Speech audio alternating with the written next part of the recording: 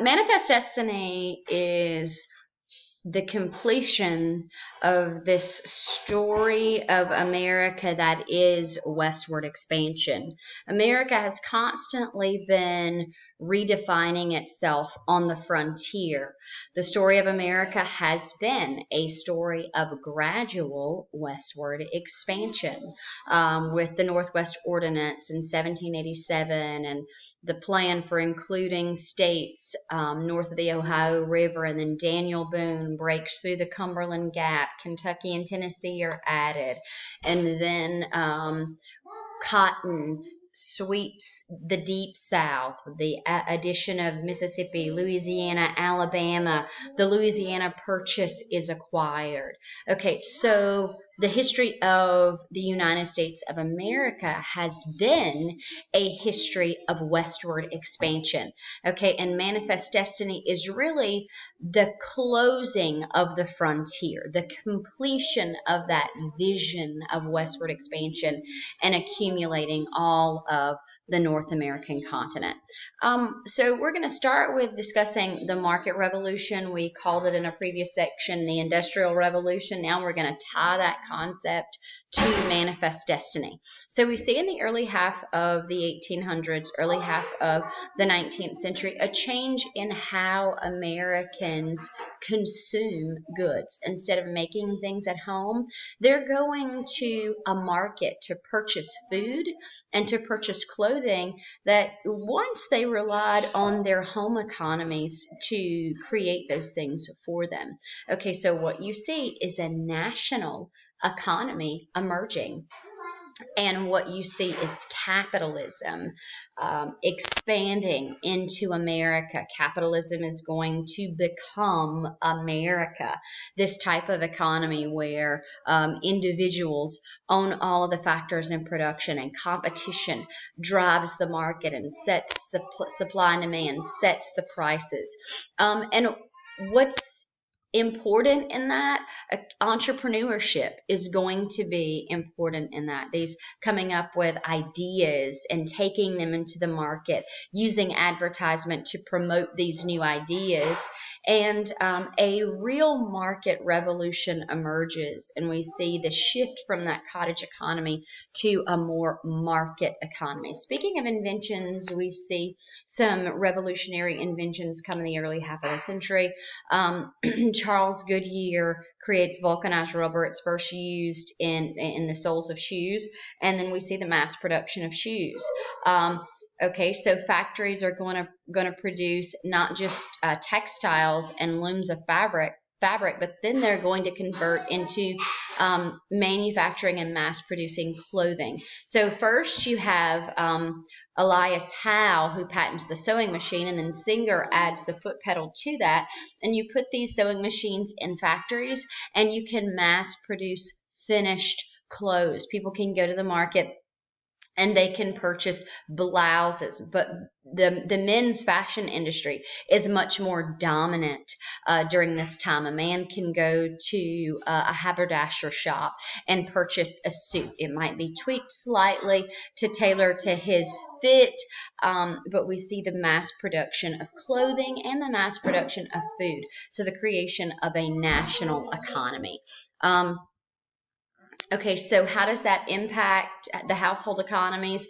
Farming does it before the Civil War, okay, and we're still in the antebellum period. We're still pre-Civil War. The nation is still largely agrarian, but we're seeing sort of a gradual shift. And even in farming, farmers embrace new mechanized technologies, new inventions that increase output and decrease the amount of labor that's needed in farming. And in this increasing output and reducing the cost, you're also going to be providing large sums of food to the market, which means as people specialize, they don't have to make their food anymore. They can go to the market to purchase their food. So a change in America's economy. I think we get that. Okay, so what's the impact of communication? Communication becomes instant with the invention of Morse's telegraph. So the telegraph takes a message and breaks it down into a code. That code is transmitted via copper wires that connect one telegraph machine with another telegraph machine. The copper wire transmits the code, and the telegraph operators are trained in decoding these messages. The code that's used is a series of dots and dashes that's just called Morse code. Okay, so you can transmit as the nation is growing and expanding its bounds. Communication connects the nation. So the distance between people may be shrinking or maybe expanding, but the communication between people shrinks the distance, and the telegraph is important in that. Okay, so as railroads are put down to connect the east with the west, telegraph lines will go along the railroads, so transportation and communication keep the nation very much connected as it expands in this period from coast to coast.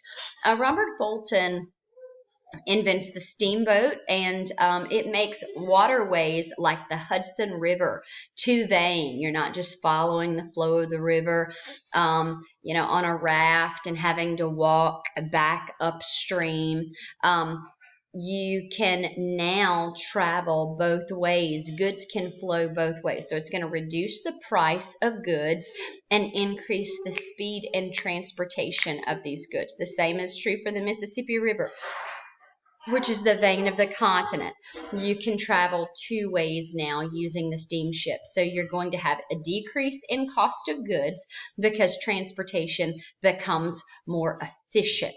Very fluid connection of the nation's economy. The Erie Canal is open for business in 1824, and it connects the Northeast with the Great Lakes. Okay, so from Buffalo, New York to New York City is connected via the canal. Buffalo's on Lake Erie, so you're connected with the Great Lakes now. The people of the Midwest are not so isolated. Now they can get goods coming from the Atlantic Ocean very quickly into the Midwestern states. And the opening of the Erie Canal and its success begins this canal boom, where canals are invested in by states and local governments they connect mostly the Northeast with the Northwest. A ton of canals that connect those regions, which break down the Appalachian Mountains as a physical barrier between the regions.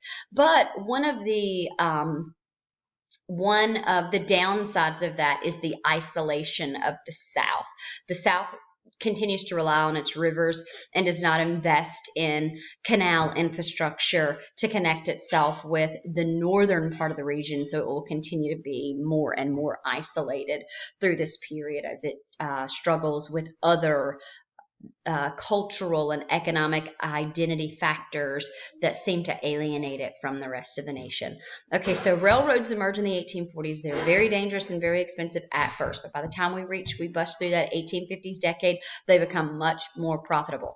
So railroads will become the nation's first big business, and they'll shrink the distance between the nation, and they'll create a unified national economy. The National Road opens in 1831. It connects Maryland, Cumberland, Maryland, all the way out to Springfield, Illinois. A lot of food grain is transported from the heartland, the Midwestern states, to the Eastern Atlantic seaboard. So regional, specializing Southern agriculture, relying on cotton. We know this already. Tobacco and rice. Tobacco in like Virginia, they still keep that tobacco economy identity, and then rice in Georgia, but then cotton is certainly king. The capital of Southern wealthy elites is tied up in land and slaves. They do not have the capital available to invest in industry, and so they don't. The South continues to rely very heavily on agriculture. Its economy is not diversified. Okay, so a couple of inventions that will expand farming in the West, not just the Midwest, but the far West, as we look west and achieve manifest destiny. Cypress McCormick's mechanical reaper will increase harvest output for grain. Okay, so it harvests grain very rapidly. And then John Deere he invented the steel plow. The iron plow was a lot heavier. You had to pull it with an ox. Now you've got the steel plow. You can pull that with a horse. It's faster.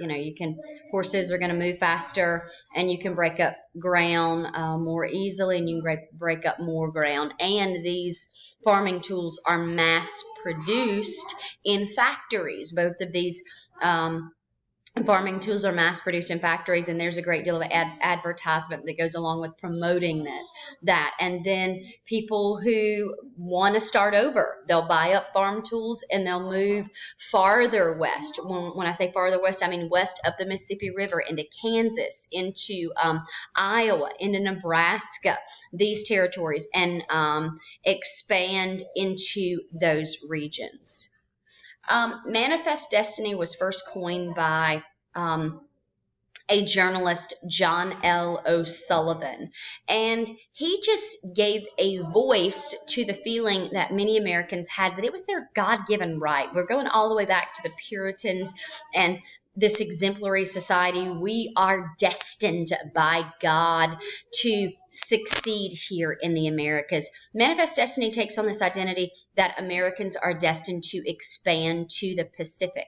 And John L. O'Sullivan says, just like the tree is entitled to the air around it, it is its destiny. So is America's destiny to expand to the Pacific. And so many Americans see the western frontier now, all the way to the Pacific, as their God-given heritage. It ultimately belongs to them. Okay, so now we're going to step back here and we're going to talk about how is it that Americans get to reside in what is not America. How does that happen? Well, many Americans had gone into Oregon Territory, which was jointly claimed and occupied by the U.S. and Great Britain, and they'd done that in the years after 1837. Many of them, when the Panic of 1837 caused a lot of banks to close, a lot of farmers had their homesteads foreclosed on,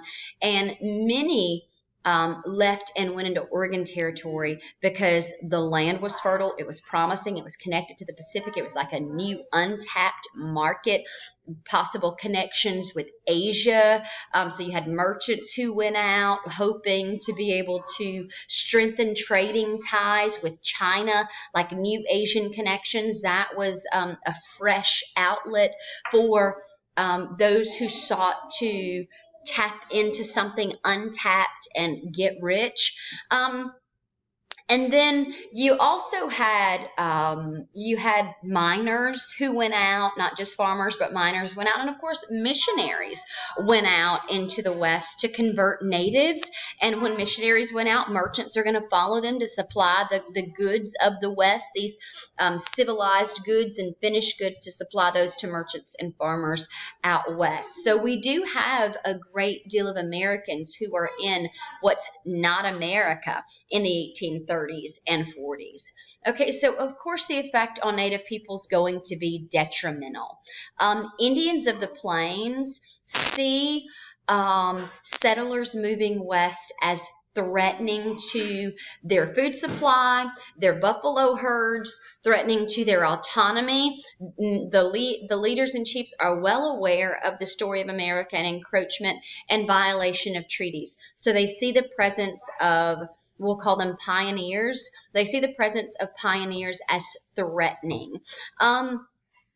And some will assimilate into American society, but there are many who are hostile towards encroachment and who are going to want to protect their autonomy.